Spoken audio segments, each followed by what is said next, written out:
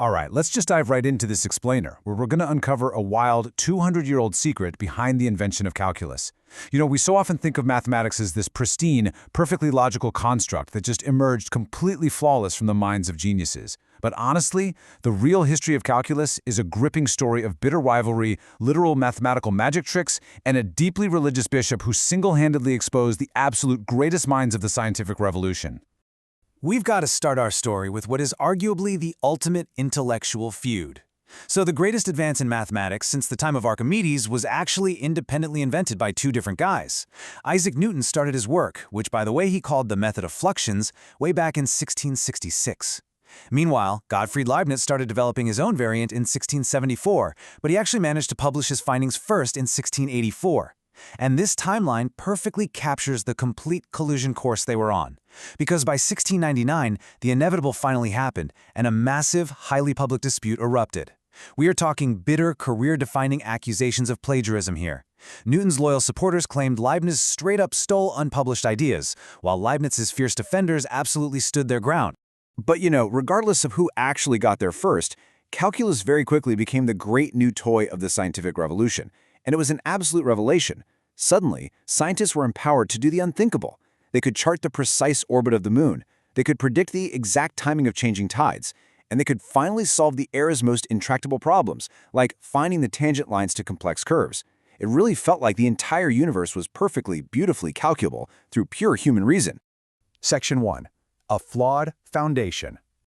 Now here is the crucial point, and it's a massive historical twist. Despite all of its incredible universe-defining success, for its first 2 centuries, the logical foundation of this world-changing math was completely and utterly broken. It was essentially a house built on sand.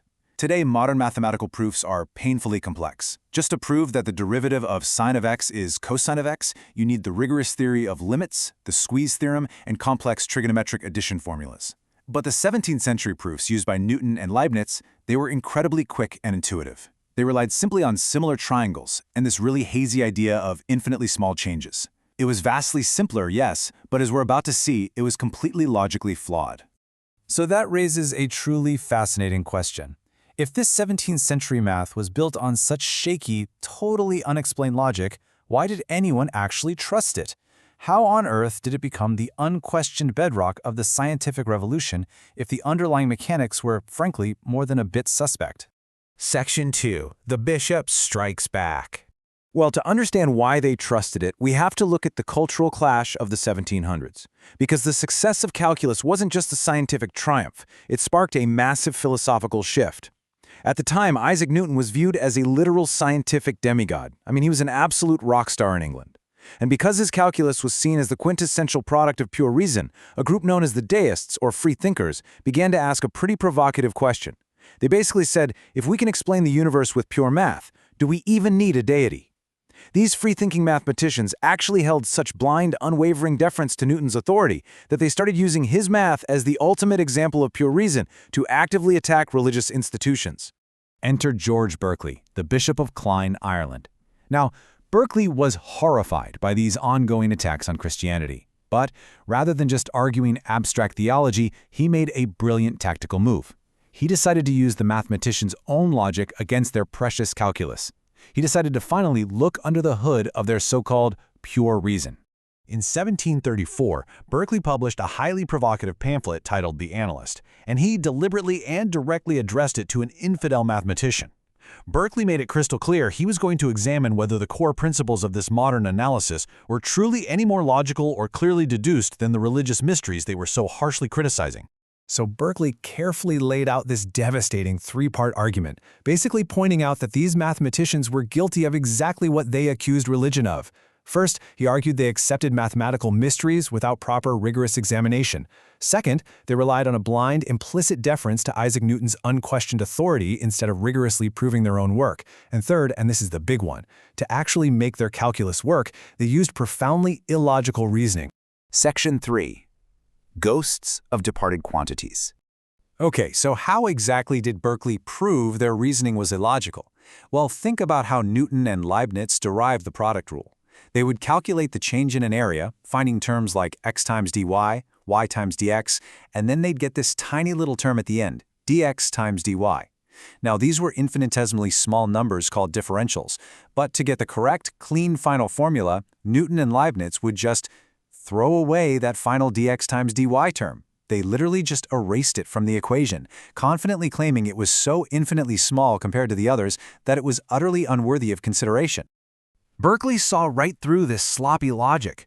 I mean, a tiny number is manifestly not zero, right? You can't just casually ignore it when it suddenly becomes mathematically inconvenient. And in a brilliant stroke of genius, he actually used Newton's own words against him. He quoted a passage from Newton's own published work, where Newton emphatically insisted, and I quote, "The very smallest of errors in mathematical matters are not to be neglected." And then Berkeley delivered the ultimate historical burn regarding these highly convenient vanishing numbers.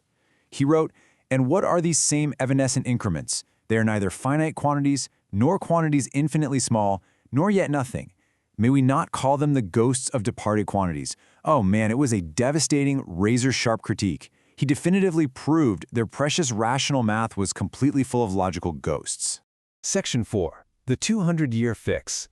But wait, if the logic of calculus was built on sand, and these numbers were literally just illogical ghosts, why did calculus actually work?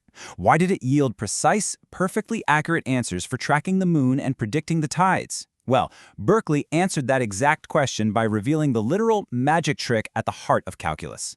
He didn't just point out some vague logical flaw. He mathematically audited Newton's own geometric diagram for finding a tangent line to a curve.